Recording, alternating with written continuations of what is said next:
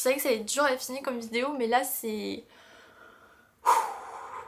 Ok, aujourd'hui on se retrouve pour la vidéo la plus personnelle et sûrement la plus difficile à tourner de toute ma chaîne YouTube. Mais honnêtement c'était une évidence pour moi de la filmer parce que ce que j'ai traversé je le souhaite à personne. Mais à la fois l'avortement ça touche une femme sur trois, sûrement une de mes copines sur trois, une femme sur trois qui regarde cette vidéo. J'aimerais que toutes mes copines ou que toutes les filles qui regardent cette vidéo et qui auront un jour à traverser cette épreuve en fait se sentent jamais seules. Et je la fais aussi parce que dans mon malheur j'ai quand même eu beaucoup de chance et vu le contexte actuel dans le monde autour de l'IVG, j'aimerais que mon expérience apporte quelque chose de rassurant aux femmes qui vivront un jour cette épreuve. Donc bref, commençons cette vidéo tout de suite parce que je ne sais toujours pas comment la commencer. Ça fait 2 fois que je retourne cette vidéo. Tu restes avec moi pendant que je filme? Pépé.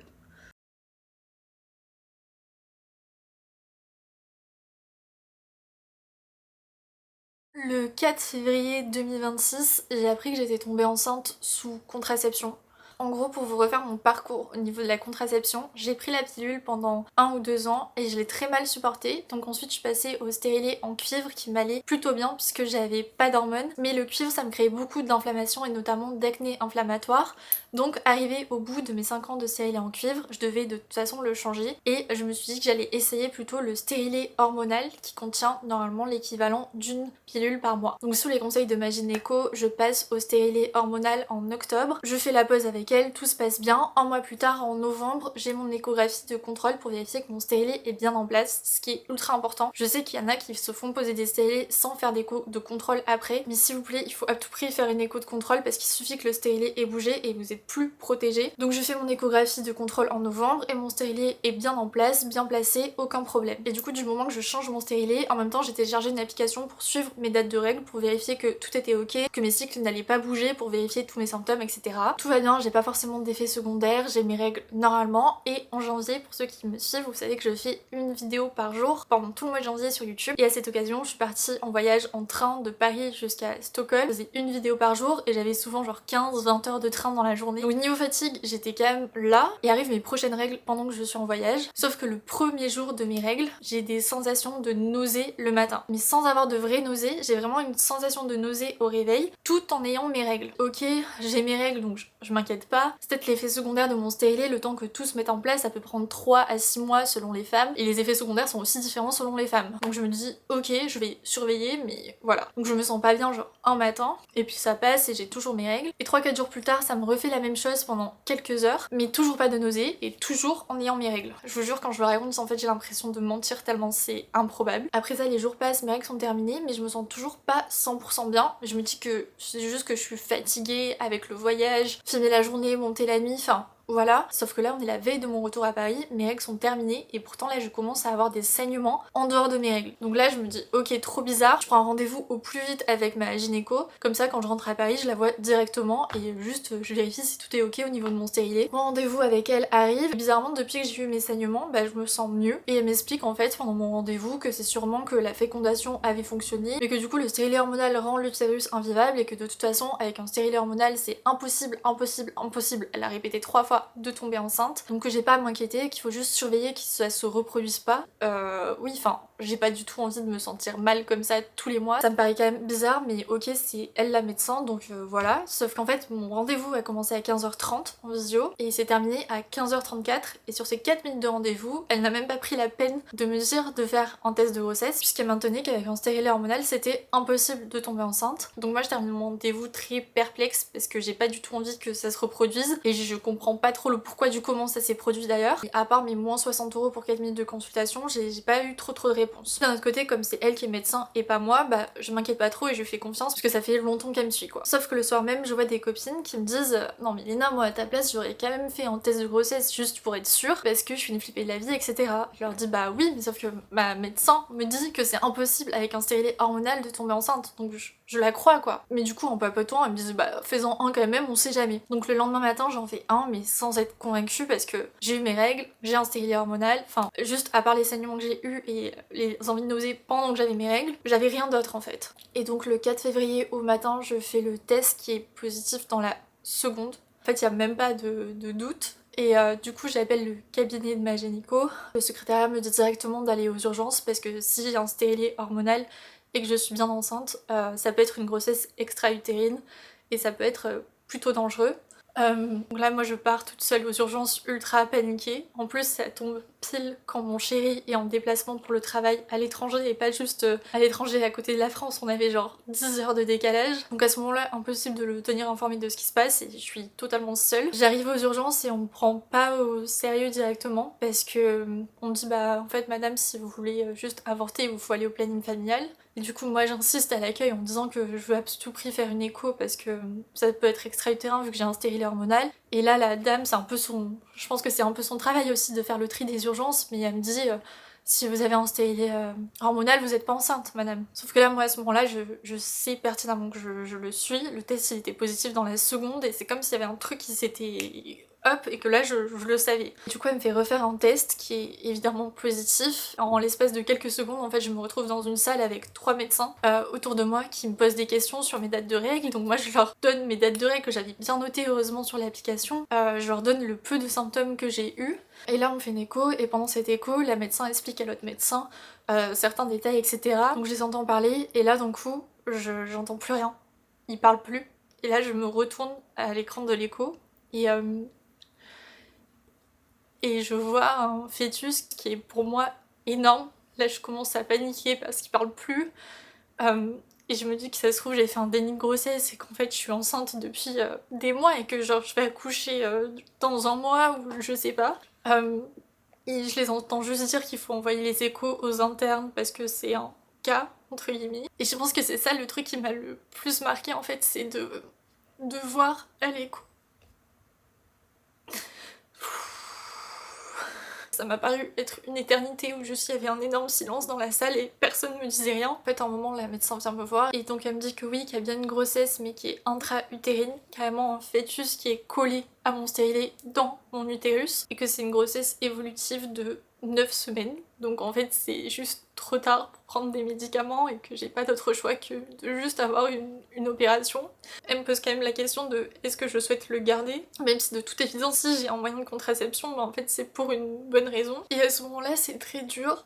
Je sais que je veux des enfants plus tard, mais moi je me sentais pas du tout prête et je sais que quand il y a un doute, il n'y a pas de doute, surtout pour des choses qui sont aussi importantes que ça. Et en plus de ça, quand on annonce ça, que ça fait déjà 9 semaines, bah c'est pas 9 mois de grossesse qui me reste, c'est beaucoup moins. En fait à ce moment-là je comprends pas ce qui se passe, je comprends pas comment c'est possible et en fait tout devient brouillard autour de moi, j'ai l'impression de tout entendre en son hyper lointain et que en fait je suis détachée de mon corps et que c'est pas possible que ça m'arrive en fait. Et du coup je retourne dans la salle d'attente attendre les chirurgiens. Heureusement j'ai une copine qui est venue avec moi à l'hôpital et heureusement parce que je sais pas comment j'aurais fait sans elle pour surmonter tout ça. Donc on attend 1 heure et demie dans la salle d'attente et là un des médecins revient et me dit écoutez j'aimerais bien avoir un second avis avec un autre médecin si ça vous embête pas. Je le regarde, je fais bon mais en fait au point où j'en suis d'accord. Donc je vais faire une consultation avec un second médecin qui est pour le coup le meilleur médecin que j'ai jamais vu de ma vie et je précise que j'étais à l'hôpital public. Il était tellement humain et quand vous allez voir la suite, j'ai l'impression qu'il m'a sauvée physiquement et mentalement. Donc j'arrive à la consultation, il me demande si mon stérilet je l'ai depuis très longtemps et qu'il est peut-être périmé et je lui ai dit que non, je l'ai changé en octobre. Donc il me dit d'accord mais peut-être que vous avez pas fait d'échographie de contrôle pour savoir s'il était bien positionné. Je lui dis que si, j'ai fait une échographie de contrôle en novembre et qu'a priori je suis quand même enceinte depuis décembre. Donc là il me regarde choqué et il me dit je suis désolée parce que ce genre de cas, ça n'arrive clairement jamais.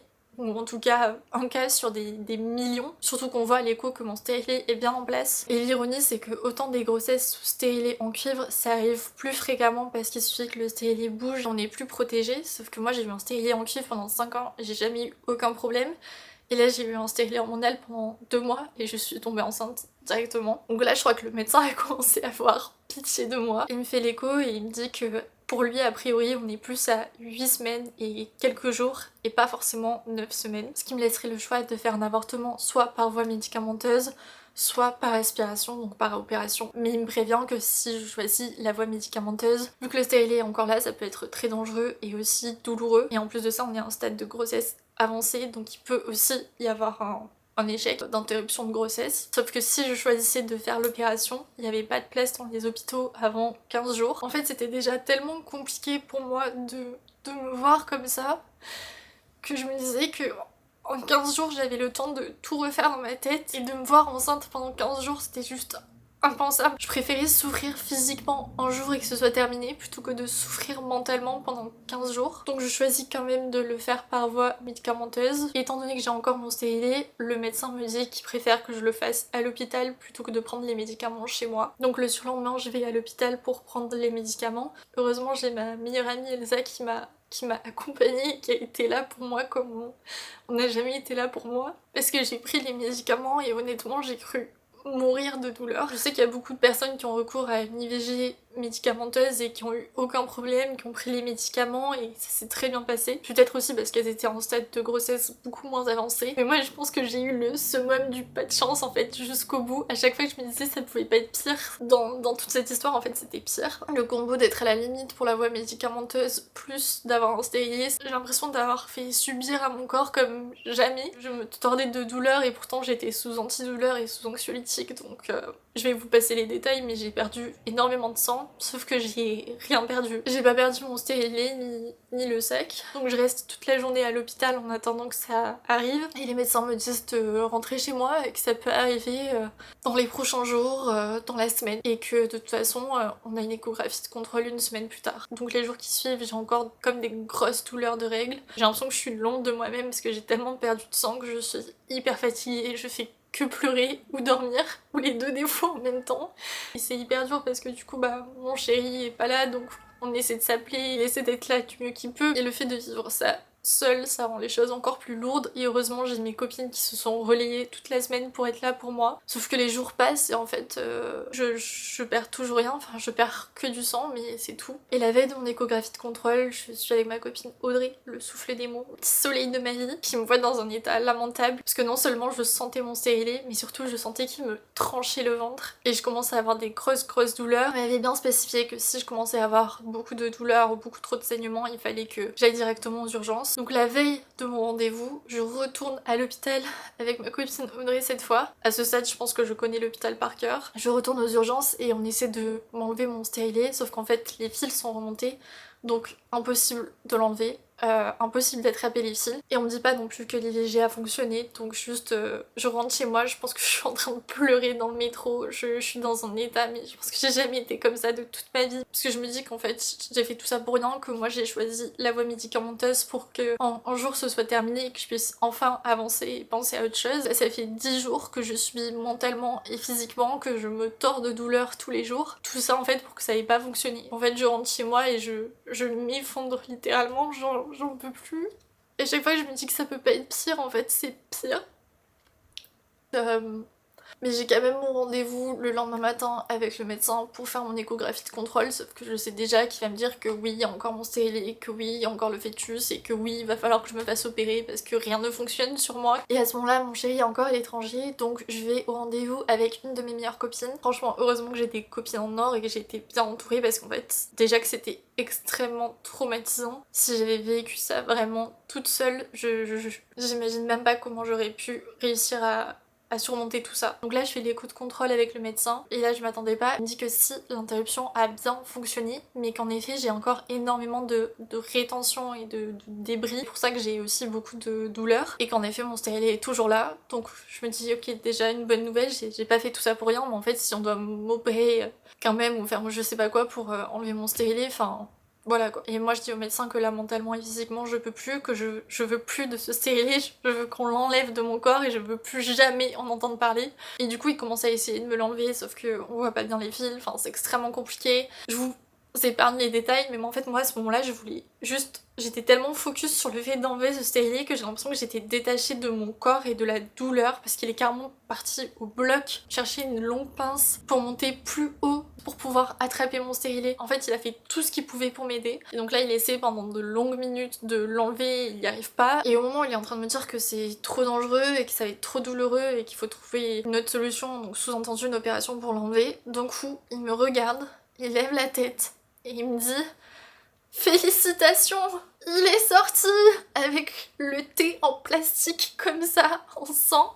Et là je le regarde, je suis en mode c'est pas réel.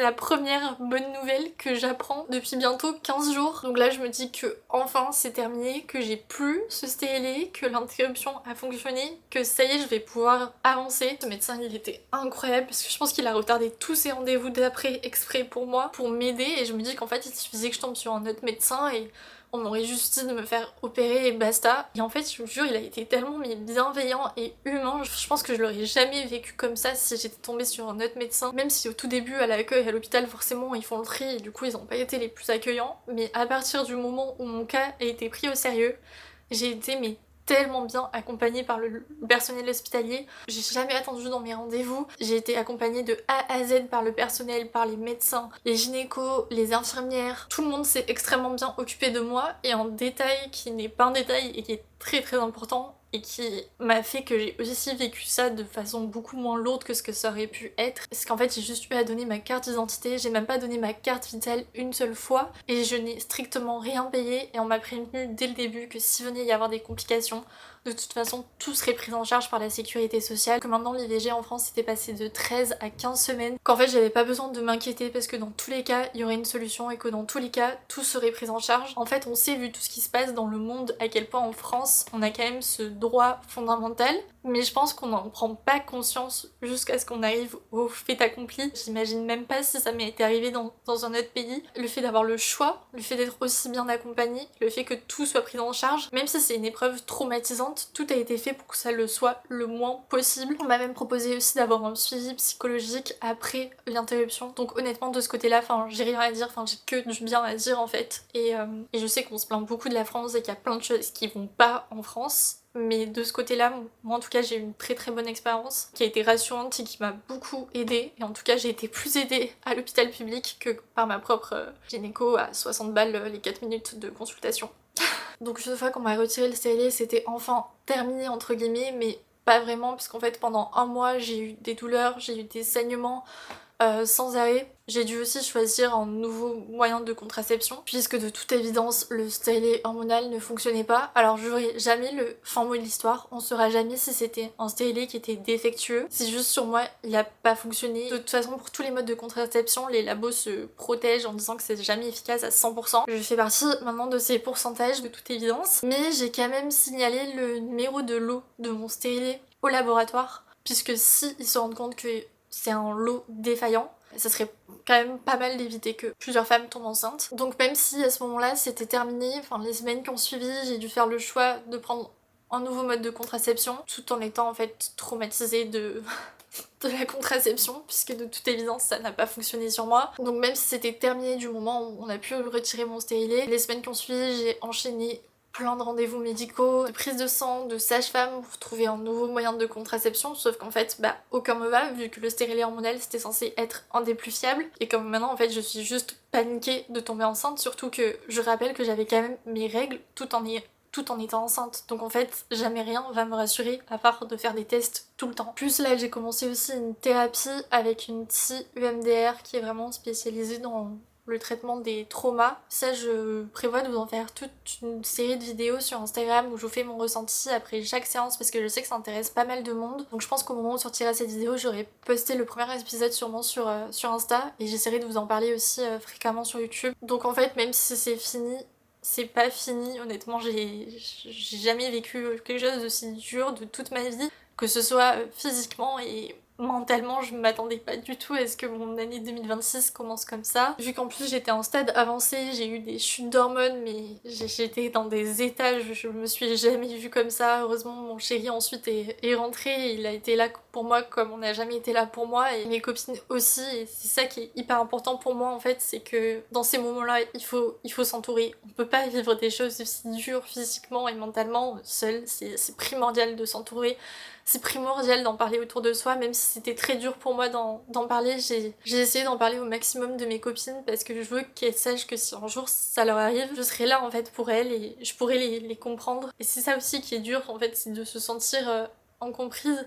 Même si mon chéri était là pour moi, il pourra jamais comprendre ce qui s'est passé dans mon corps, dans ma tête. C'est sûr que ça a été une des expériences les plus traumatisantes pour moi, et maintenant il faut que j'avance avec ça et que juste me reconstruise et que... Donc oui, maintenant c'est fini, mais je sens que je suis plus du tout comme avant. J'ai toujours pas retrouvé mon corps d'avant et à chaque fois que je me vois dans le miroir, en fait, je repense à ça. Il y a beaucoup de moments où, plein milieu de la journée, où je vais me sentir mal d'un coup. C'est encore très dur à vivre au quotidien, mais c'est vrai que c'est aussi encore récent, donc il faut que je prenne le temps juste de guérir, mais je suis épuisée des rendez-vous médicaux et je suis épuisée de tout ça et je suis aussi frustrée en fait de juste pas avoir de réponse de pourquoi ça m'est arrivé à moi, pourquoi même si j'ai tout bien fait, que j'avais la bonne contraception, que j'avais tout vérifié, pourquoi en fait ça tombe sur moi. C'est encore plus dur en fait de pas avoir les réponses ou les raisons et de juste accepter que ça nous tombe dessus et qu'on doit juste subir et avancer et se reconstruire quoi. C'est ça qui est hyper dur. Chose que j'ai pas précisé aussi, mais évidemment, parce qu'à chaque fois c'est de pire en pire. Suite à l'IVG, j'ai eu 2 kystes qui sont apparus dans mes ovaires, qui sont quand même très gros et qui me font bien mal. Comme si ça suffisait pas, comme pour me rappeler en fait tout ça. Et du coup, je dois aussi contrôler ça pour que ça parte espérons tout seul et que ça continue pas de me faire des douleurs. Même si là encore, au moment où je vous parle, mais en fait j'ai encore mal. Donc j'essaie de reprendre une vie normale. Mais c'est pas facile tous les jours. Aujourd'hui c'était une bonne journée donc je me suis dit que j'allais prendre ma caméra et vu mon état actuel, heureusement que j'ai pris ma caméra quand ça allait parce que sinon ça aurait été 1000 fois pire à filmer. Mais en tout cas je suis fière de moi d'avoir réussi à filmer cette vidéo qui était quand même très intime, mais je sais que si je la filme c'est pour de bonnes raisons. J'espère de tout cœur qu'elle va aider toutes les femmes qui regarderont cette vidéo et qui ont à traverser un jour cette épreuve. Évidemment il faut aussi garder en tête que c'est notre corps, notre choix, que ça regarde en fait personne d'autre. Je pense qu'il faut pas minimiser l'impact que ça peut avoir sur nous, que ce soit mentalement ou physiquement. C'est quand même une épreuve, il y en a pour qui ça se passe très bien, il y en a pour qui ça se passe très mal comme moi. Mais dans mon malheur, j'ai quand même eu la chance que ce soit pas extra-utérin, j'ai quand même eu la chance d'être hyper bien accompagnée, que ce soit par le personnel hospitalier, par mes amis, par mon chéri et par ma famille, mais aussi bien sûr tous vos messages parce que même sur le moment si je vous ai pas expliqué ce que j'avais parce que honnêtement j'en avais pas la force et que j'avais besoin de temps avant de vous en parler, vous avez été mais tellement adorable avec moi par message et ça m'a donné tellement de force pour affronter tout ça. J'ai passé mon temps à lire vos messages et vous m'avez envoyé beaucoup d'ondes positives et ça m'a énormément aidé donc merci du fond du cœur et j'espère de tout cœur que cette vidéo sera pas inutile et qu'elle pourra aider au moins quelques personnes. J'espère que tout le monde sera bienveillant en commentaire mais j'en doute pas parce que j'ai une communauté adorable, sans mauvais jeu de mots. Si vous avez d'autres questions évidemment vous pouvez me les poser en commentaire ou en DM sur Instagram et si je peux vous aider ben je le ferai avec grand plaisir. Merci encore à toutes les personnes qui ont été là pendant cette épreuve, à toutes mes copines qui ont été là par leur présence ou par leurs appels, par leurs messages, bah ça a beaucoup compté pour moi. Je pense que ça va être la vidéo YouTube la plus compliquée à monter et à poster, mais je sais que je le fais pour la bonne raison. Et surtout n'oubliez pas que c'est votre corps, votre choix et que personne n'a apporté de jugement sur ça. Merci du fond du cœur pour tout. Je pense que je vais arrêter cette vidéo là parce qu'elle est déjà bien longue et j'ai beaucoup parlé. Je vous fais plein de bisous, prenez soin de vous surtout et je vous dis à lundi prochain pour une nouvelle vidéo. Bye, bisous. Comme les fleurs, comme les fleurs, comme les fleurs.